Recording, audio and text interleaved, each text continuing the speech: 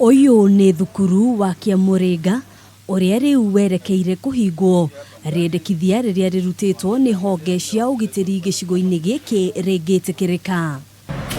Hapa ndo mahali walitokea, si ndio? Mũhuhu ũrĩa ũkoretwo gĩtheremio nĩ atĩ arutwo aigana ũna a airĩtu thukuru-inĩ ũyũ nĩ manyitĩtwo kĩa hinya. Ona gũtuĩka mũnene wa borithi gĩcigo-inĩ gĩkĩ Ahmed Mohamed augĩte ũthuthuria nĩ ũrathiĩ na mbere nĩguo kũmenya ũma wa ndeto ĩno.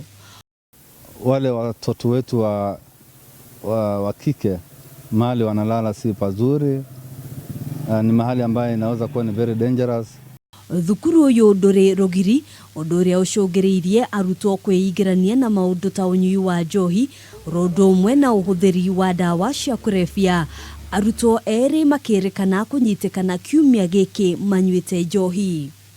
Hali ya shule yenyewe ni hali duni sana, kiafya, kiusalama, na hata wako very much open, hawana fence ambayo inaweza kudhibiti yani shule yenyewe.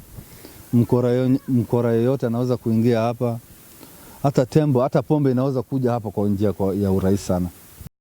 Thutha wa gũcera thukuru-inĩ ũyũ, maabitha a gĩthomo rĩu mendekithĩtie arutwo othe gũcoka mĩciĩ-inĩ nginyagia mũthenya wa mwambĩrĩrio kiumia twerekeire nĩguo kũheana mwerekera wa kana arutwo no megũthiĩ na mbere gũthomera thukuru-inĩ ũyũ.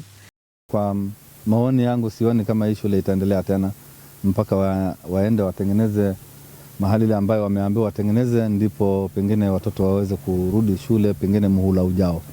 Hamwe na matua marĩa mabatiĩ gũkinyanĩrio nĩ kana arutwo a form 4 nĩ magetĩkĩrio gwĩkĩra kĩgeranio gĩa KCSE thukuru-inĩ ũyũ.